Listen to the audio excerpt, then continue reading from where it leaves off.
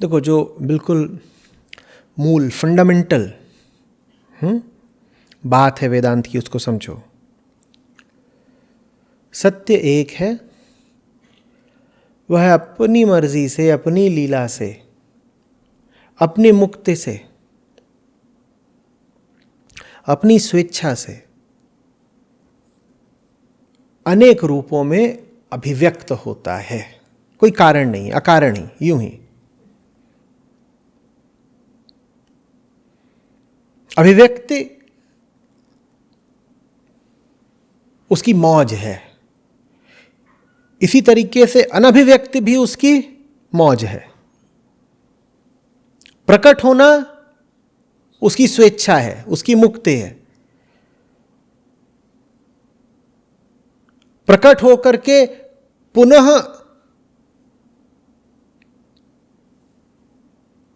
अप्रकट हो जाना, यह भी उसकी स्वेच्छा की बात है। कृष्ण कहते हैं अर्जुन से, अर्जुन इतने वर्षों में, इतने कल्पों, इतने कालों में कभी ऐसा नहीं रहा है कि ये राजा लोग ना रहे हो जो आसपास खड़े कुरुक्षेत्र में, या तुम ना रहे हो या मैं ना रहा हूं। अच्छा, राजा लोग तो समझ में आता है कि पहले भी थे, अभी भी थे। क्यों? क्योंकि प्रकृति लहरें मारती रहती है, तो ये सब तो प्रकृति के हिस्से हैं। प्रकृति पुनर्जन्म ले रही है, ये आशय है कि ये सब तो हमेशा से थे, क्योंकि वो सब राजा लोग, ये सब क्या है? ये प्रकृति के गुणों के पुतले भर हैं। और गुणों के ये पुतले तो आज से 5 लाख साल पहले भी थे, आज भी हैं। तो ये राजा तब भी थे, ये आज भी हैं। 3 गुण वाले जाते थे, 3 गुण वाले आज भी पाए जाते हैं। ठीक है, अर्जुन भी वही 3 गुणों का पुतला मात्र, वो भी तब भी पाया जाता था, वो आज भी पाया जाता है। ये क्यों बोल देते हैं कृष्ण कि अर्जुन तू भी सदा रहा है, हर काल में रहा है, और मैं भी हर काल में रहा हूं। कृष्ण को क्या पड़ी है बार बार हर काल में रहने की? भाई, अर्जुन तो मजबूर है हर काल में रहने को, कृष्ण क्यों लगातार पाए जा रहे हैं? मौज है, हमारा ब्रह्मांड है, हम रहेंगे। हो सकता है रहे, हो सकता है ना रहे, मन है, रहेंगे। और रहते इसलिए हैं कि भाई अर्जुन जैसा कोई हमेशा ही होता है, तो हम कहते हैं ठीक है, ये लड़का बढ़िया है, इसकी मदद कर देनी चाहिए, तो इसलिए रहते हैं।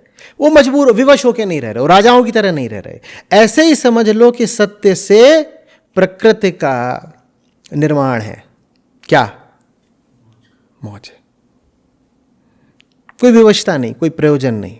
नहीं भी रहे तो कोई कुछ बिगाड़ नहीं लेगा, कोई उत्तरदायित्व तो नहीं है, बस यूं ही।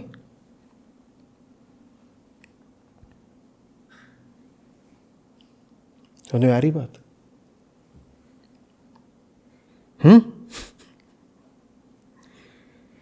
तो जो रुद्र, इंद्र आदि देवताओं को उत्पन्न करने वाला और बढ़ाने वाला है, ठीक है, उत्पन्न कर दिया, फिर ये बढ़ाने से क्या मतलब है? बताओ, बढ़ने का क्या मतलब है?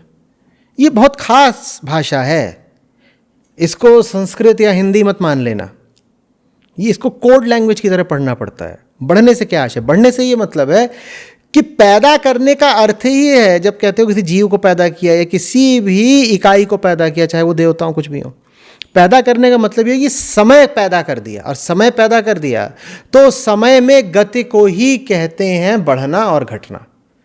जो कुछ समय में आया है वो कुछ काल के लिए और फिर विलुप्त हो जाएगा। बढ़ेगा, घटेगा, प्रभव, फिर प्रलय, आएगा फिर जाएगा। ये समय का काम है। समय की धारा में और क्या करोगे? कोई भी चीज है,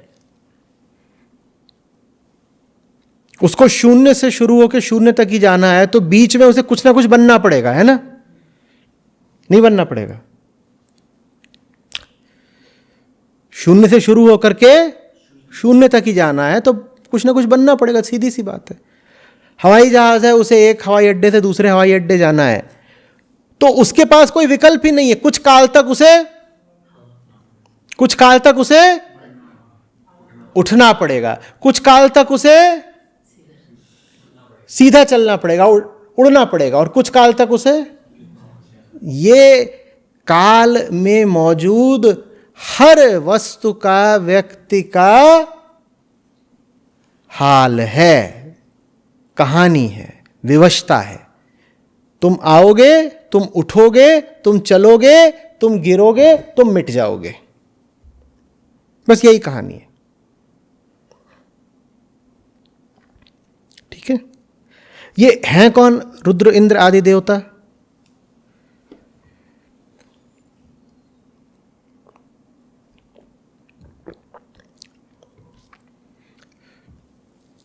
वास्तव में श्लोक देवता नहीं कह रहा है, श्लोक कह रहा है देव, यो देवा नाम। देव से अर्थ होता है ऊंची चेतना का व्यक्ति, ऊंची चेतना का व्यक्ति, ये मौलिक अर्थ है देव का। और देवता, आपको सुनकर थोड़ी सी हैरत होगी, वास्तव में स्त्रीलिंग होता है संस्कृत में। ये तो काल की बात है, भाषा की विकृति है कि धीरे धीरे चल के देव और देवता हाँ एक दूसरे के पर्याय बन गए। नहीं तो देव से आशय होता है ऊंची चेतना। तो आप इंद्रदेव कह सकते हो, आप रुद्रदेव कह सकते हो, आप किसी बहुत ऊंचे व्यक्ति को भी कह सकते हो हे देव। और देवता स्त्रीलिंग होता है। ठीक है, देवता से क्या अर्थ होता है? देवता से अर्थ होता है प्रकृति में मौजूद किसी भी तरह की शक्ति, उसको बोलते हैं देवता। और प्रकृति में तो 1000 तरह की शक्तियां हैं। तुम पलक झपका रहे हो, ये भी क्या है? प्रकृति में मौजूद एक शक्ति है। तो पलक झपकाने के नाम से एक देवता का निर्माण किया जा सकता है। निर्माण करने से मेरा अर्थ है एक देवता को प्रतीक तौर पर उसकी प्रतिमा बनाई जा सकती है कि ये वो देवता हैं जो शरीर को पलक झपकाने की शक्ति देते हैं। क्या कि तुम विचार करते हो, विचार करना प्रकृति में निहित एक शक्ति है। या तुम जन्म देते हो, या तुम चलते हो, या तुम ठहर जाते हो, या तुम्हारे भीतर प्यास उठती है, या तुम में क्रोध उठता है, या तुम में करुणा उठती है। ये सब प्रकृति में निहित शक्तियां हैं। या तुम आंख खोल करके देख पाते हो, या तुम्हें कानों में सुनाई देता है। इन सब के नाम से देवता हो सकते हैं। तो ये है देवता। तो कहा जा रहा है जो रुद्र इंद्र आदि देवताओं को उत्पन्न करता है, माने जो प्रकृति को उत्पन्न करता है। देवता माने प्रकृति। प्रकृति को ही जब इस दृष्टि से देखा जाता है कि बाप रे कितना कुछ कर लेती है प्रकृति, अहम पर कितने तरह के प्रभाव डाल लेती है प्रकृति। क्योंकि प्रकृति जो कुछ भी कर रही है किसके प्रति कर रही है? कौन है प्रकृति के तमाम प्रभावों का अनुभव करने वाला? अहम। तो अहम जब अनुभव की दृष्टि से प्रकृति को देखता है तो उसको बोलता है शक्ति। प्रकृति अहम को तरह तरह के अनुभव कराती है। जब इस दृष्टि से अहम देखता है प्रकृति की ओर तो उसको बोल देता है शक्ति। और प्रकृति अहम को तरह तरह के भ्रम भी देती है। जब इस दृष्टि से अहम देखता है प्रकृति को तो उसको बोल देता है माया। तो शक्ति कितने प्रकार की हो सकती हैं? जितने प्रकार के तुम्हें अनुभव हो सकते हैं। ये तुम्हें जितने प्रकार के अनुभव हो सकते हैं ये सब देवता है। प्रकृति तुम्हें जितने प्रकार के अनुभव करा सकती है वो सब देवता हैं। कुछ देवताओं का नामकरण कर दिया गया है, कुछ का नहीं किया गया है। तुम और अगर विस्तार में जाना चाहो तो तुम और भी देवताओं का नामकरण कर सकते हो। हर अनुभव जो तुम्हें प्रकृति कराती है देवता उसका प्रतीक है। बात समझ में आ रही है? तो जब कहा जा रहा है कि वो एक परमात्मा मात्र है जिसने इंद्र रुद्र आदि सभी देवताओं को पैदा किया है, तो आशय बस यही है कि प्रकृति माने ये जो दृष्टा और दृश्य का द्वैतात्मक खेल है पूरा, ये आया है किसी एक अद्वैत से। प्रकृति परमात्मा से आई है। इसका अर्थ क्या है कि कि दृष्टा और दृश्य का जो पूरा खेल है, इसके आधार में अद्वैत बैठा हुआ है। क्योंकि प्रकृति माने क्या? प्रकृति माने वही सब ना जो तुम कहते हो तुम्हें दिखाई देता है। तो प्रकृति माने ये जो खेल चल रहा है पुरुष और प्रकृति का। प्रकृति किसके लिए है? पुरुष के लिए। तो जब भी तुम बोलो प्रकृति किसने बनाई, तो वास्तव में तुम एक बात छुपा गए। क्या? कि पुरुष किसने बनाया। क्योंकि तुम ना होते तो कौन पूछता परमात्मा से कि प्रकृति किसने बनाई। प्रकृति क्या खुद कह रही है कि मैं हूं?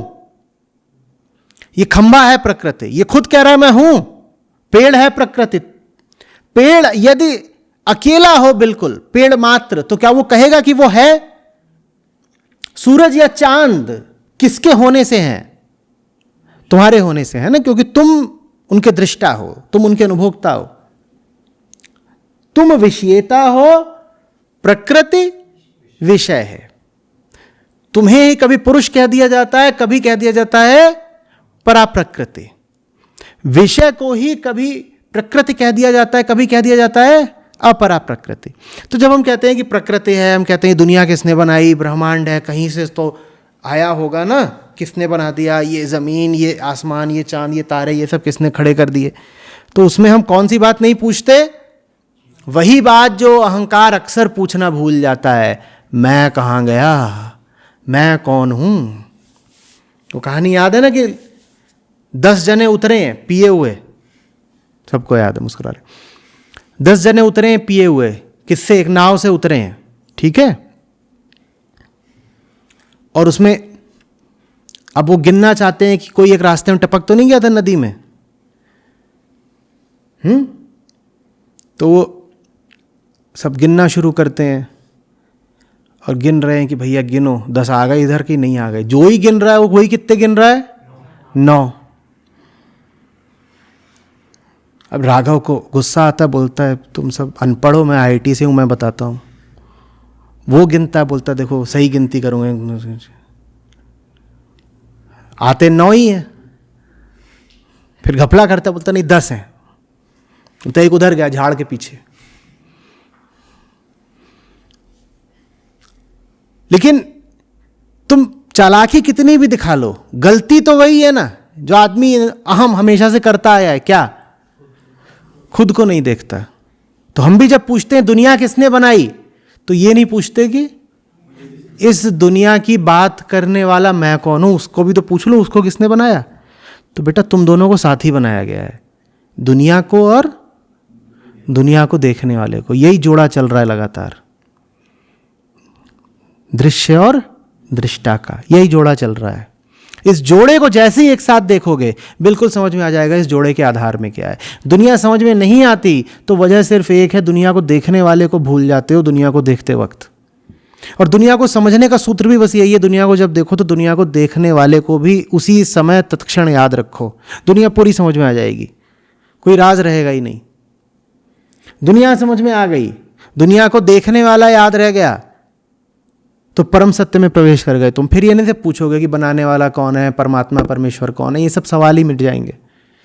वो सवाल ही इसलिए आते हैं क्योंकि दुनिया को नहीं समझते। जो दुनिया को समझ गया, जो संसार को जान गया, वो पूछेगा नहीं कि सत्य क्या होता है। सत्य के बारे में हम इतनी जिज्ञासा करते ही इसीलिए क्योंकि सत्य से पहले हमें संसार का ही कुछ पता नहीं। कुछ आ रही है बात समझ में? खंभा किसने बनाया? पागल, खंबा है ही नहीं, तू पिए हुए है। तो खंबा ठीक उसी ने बनाया जिसने तुझे पिलाई। समझ में आ रही बात? तुम्हें कैसे पता दुनिया है? वो तो तुम कहते हो साहब हमें दिख रही है तो है ही, तो ये तो हम बताएंगे ही नहीं। कि what is the source of my assertion. हम कहेंगे दुनिया तो है ही, ये तो पूछने की बात नहीं है कि दुनिया है या नहीं है। दुनिया क्यों है? हमें दिख रही है, हमें दिख रही। तो ये तो सवाल ही नहीं है कि दुनिया दिख रही है भी कि नहीं, दुनिया तो है, हमें दिख रही है। अब सवाल बस एक बचता है, क्या? ये बनाई किसने? तो ये पूछ रहे बनाई किसने, कोई जवाब आ नहीं रहा। जवाब जब आ नहीं रहा है तो मनगढ़ंत कहानियां उछाल रहे हैं कि वो एक रविवार को वो गॉड अकेला बैठा हुआ भुट्टा चबा रहा था, तो कहा कुछ कर लेते हैं, तो टॉर्च निकाला, एक कुछ किया, फिर बोला ऐसे कर लें वैसे कर लें, हड्डी तोड़ दी, दातून कर लिया उससे। जब दातून कर रहा था थूका तो उससे आदमी पैदा हो गया। उसके बाद जीभ साफ करी, थूकी तो उससे औरत पैदा हो गई। दोनों नाचने लग गए। बना लो कहानियां। इन सारी कहानियों को बनाने के पीछे जो मूल अज्ञान है वो किसके बारे में है?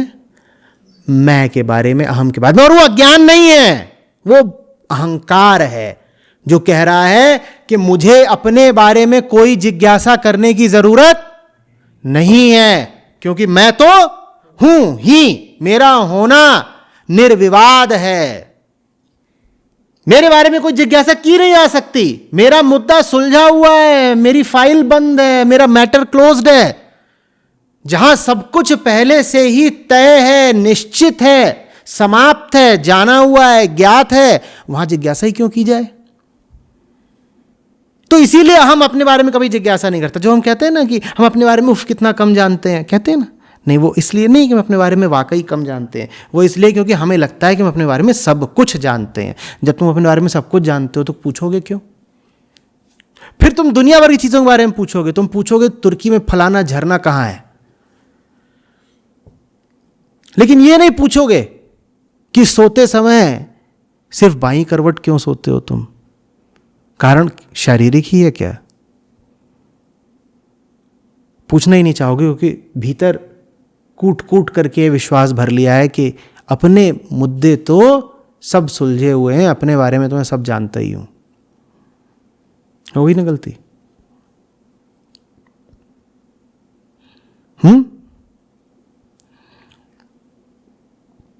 परमात्मा ने प्रकृति को बनाया, माने कई बार दोहरा रहे हैं, परमात्मा ने प्रकृति के भीतर जो दोनों चीजें हैं उनको बनाया। प्रकृति एक नहीं है, प्रकृति में दो हैं। कौन कौन दो हैं? जड़ और चेतन। जड़ और चेतन माने जड़ है दृश्य, चेतन है दृष्टा। तो परमात्मा ने इन दोनों को बनाया। इन दोनों को बनाया से क्या आशय? ऐसे बनाया कि दो चीजें एक साथ बन रही, एक बना रहा था साथ में दूसरा बाई प्रोडक्ट की तरह बन गया होगा। कुछ ऐसा हुआ है क्या?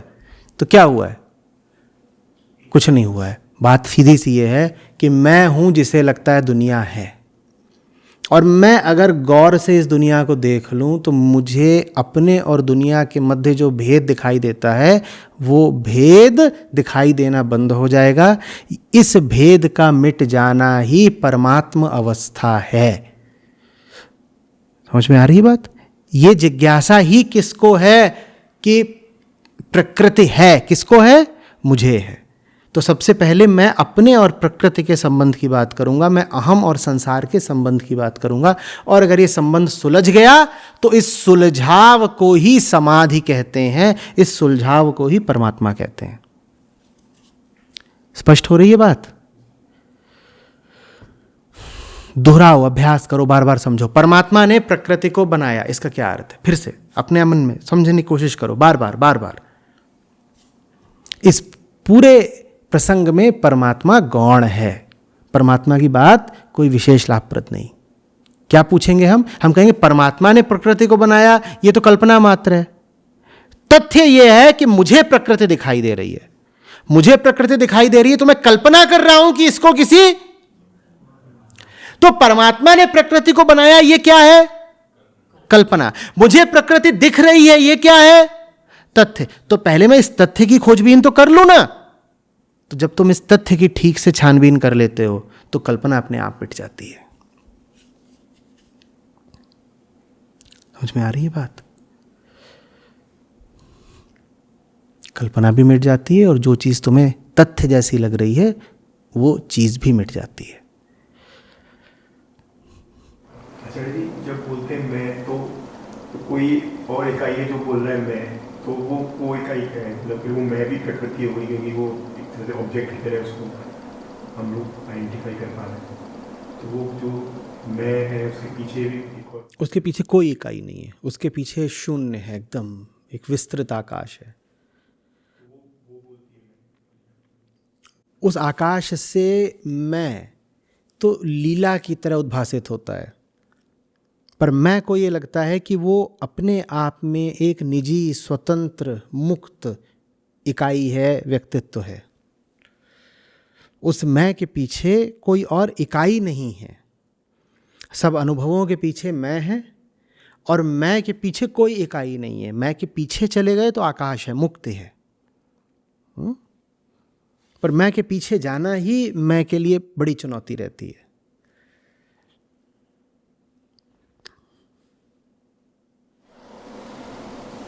तो जो जैसे मेरे को जो फील होता है, मैं कुछ भी अनुभव होता है, तो वो मैं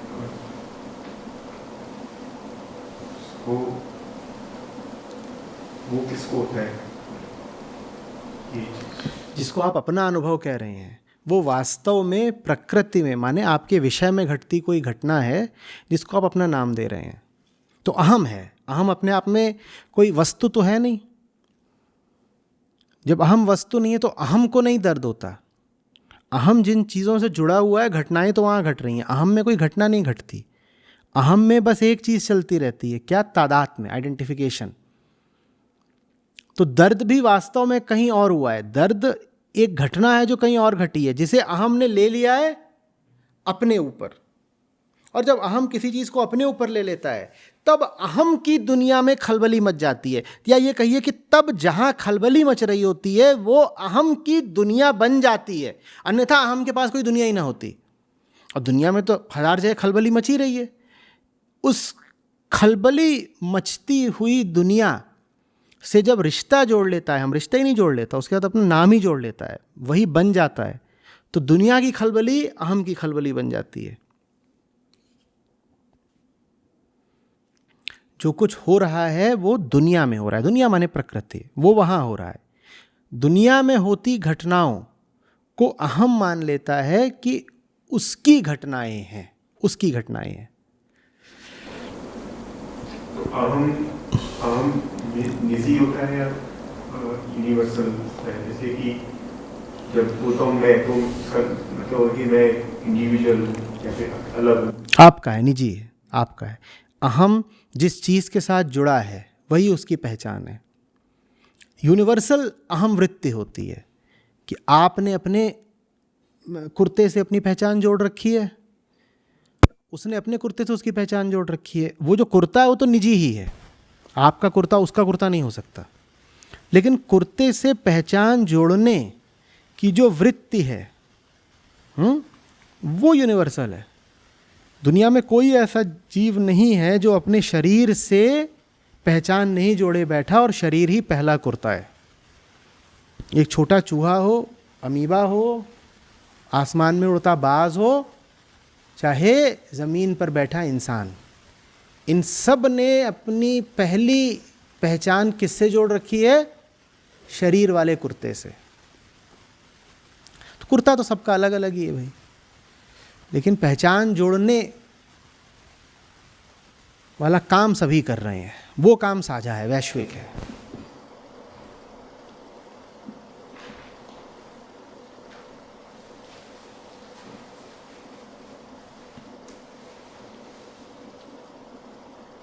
और कुर्ता भी अलग अलग, बस ऊपर ऊपर से है।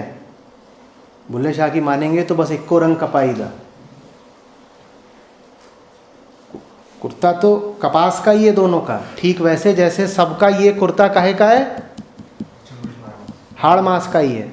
ऊपर ऊपर के अंतर है, अंदर अंदर तो वही है सबका कुर्ता। क्या फर्क है? तो ये कुर्ते के ऊपर के रंग हैं, बस इन्हीं से दुनिया दिग्भ्रमित है। तो जैसे जो मेरा अहम है, तो उसी अहम के कारण मेरे को लगता है कि हर किसी का अहम है। ऐसा भी अलग अलग है, मतलब ये चीज़ नहीं तो अगर वो ना हो तो मतलब मेरे को लगेगा कि अगर, क्योंकि एक्चुअली में तो सब कुछ मतलब मिट्टी ही होता है, तो तो मिट्टी की अलग आपका अहम है, इसीलिए आप दूसरों के अहम की वास्तविकता को ठीक से देख नहीं पाते। अहम की पहचान क्या है? अहम की पहचान ये है कि वो सर्वज्ञ हो सकता था आत्मा के तौर पर उसने अपनी आंखों पर पट्टी बांध ली है, पट्टी से तादात्म्य करके। तादात्म्य माने आइडेंटिफिकेशन। अहम समझ लीजिए ऐसा जिसके हर तरफ आंखें ही आंखें, 3 आयाम क्या, जिसकी 10 आयामों में आंखें हों। आत्मा उसका स्वरूप है, लेकिन उसने किसी बहुत छोटी सी चीज़ से बड़ा गहरा लगाव कर लिया। वो छोटी सी चीज़ क्या है? ये है। जिस चीज़ से लगाव कर लिया उसको, हाँ इतनी प्यारी कितनी प्यारी, ऐसे बांध लिया, अब उसे कुछ दिखाई नहीं देता। इसीलिए अहम का मतलब होता है अज्ञान। जान ही नहीं पाओगे, दिखाई ही नहीं देगा। किसी एक चीज़ के इतने निकट आ गए हो कि उस चीज़ ने तुम्हारी देखने की क्षमता ही खत्म कर दी, तो अब दूसरे का अहम आप समझ ही नहीं पाएंगे। आपको दूसरे का अहम अनुभव हो जाएगा अपने अहम के संदर्भ में, पर आप दूसरे के अहम के साक्षी नहीं हो पाएंगे। कैसे बताता हूं। दूसरा आकर के क्रोध में आपको गाली देगा, आपको उसके अहम का अनुभव हो जाएगा, क्योंकि आपके अहम को चोट पड़ जाएगी। आपको उसके अहम का कैसे अनुभव हुआ? अपने अहम पर चोट खा करके। तो आपको उसके अहम का कुछ अनुभव तो होगा इस तरीके से कि आपके अहम पर चोट पड़ गई इसलिए, पर आप उसके अहम के साक्षी नहीं हो पाएंगे। ये नहीं हो पाएगा कि वो गाली दे रहा है और आप साफ देख रहे हैं कि चल क्या रहा है मामला, उधर क्या चल रहा है और इधर भी क्या चल रहा है, नहीं देख पाएंगे। जैसे कि तुमने पट्टी बांध रखी है,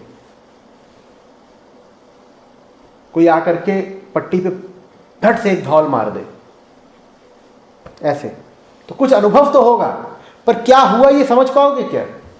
ऐसे ही हम जीते हैं। हमें कुछ ऐसे अनुभव तो होते हैं जैसे घने कोहरे में एक साया आया और हमें छू कर निकल गया, ऐसा अनुभव तो होता है, पर वास्तव में हुआ क्या कुछ पता नहीं चलता। हम टटोलते रह जाते हैं ऐसे, कुछ डरे हुए से, कुछ शंकित से। वास्तव में क्या वो पता नहीं चलता, कुछ हो जाता है। और यही जो फिर हमारा अज्ञान होता है, हम इसे गीत भी गा लेते हैं। अजनबी कौन हो तुम, जब से तुम्हें देखा है, सारी दुनिया मेरे आंचल में सिमट आई है। शुरुआत ही किस बात से हो रही है कि भाई जिसको देखा है वो अजनबी है। वो है कौन, ये समझ में नहीं आ रही बात, बिल्कुल समझ में नहीं आ रही कि बात कौन है, लेकिन इसी बात के मजे लिए जा रहे हैं। अजनबी कौन हो तुम, जब से तुम्हें देखा है सारी दुनिया मेरे, पता नहीं क्या है, आंगन में उतर आई है, आंचल में सिमट आई है। क्या है भाई? सारी दुनिया मेरी आंखों में उतर आई है। ये लो, आंखें बंद है, दुनिया आंखों में उतर आई है। ऐसे ही प्यार भी हो जाता है। और कोई पूछता है कि क्या है, क्या हुआ है, तो क्या बोलते हो? वो कुछ हुआ है, वो बताई नहीं जा सकती बात। प्यार तो चीज़ ही ऐसी, इस बारे में कुछ बताया नहीं जा सकता। माने भूत प्रेत से प्यार कर रहे हो क्या कि उसके बारे में कुछ बताया नहीं जा सकता? प्रेम का तो अर्थ होता है जानना। ये कौन सा प्यार है जिसमें तुम्हें कुछ पता ही नहीं चल रहा कि क्या हो रहा है?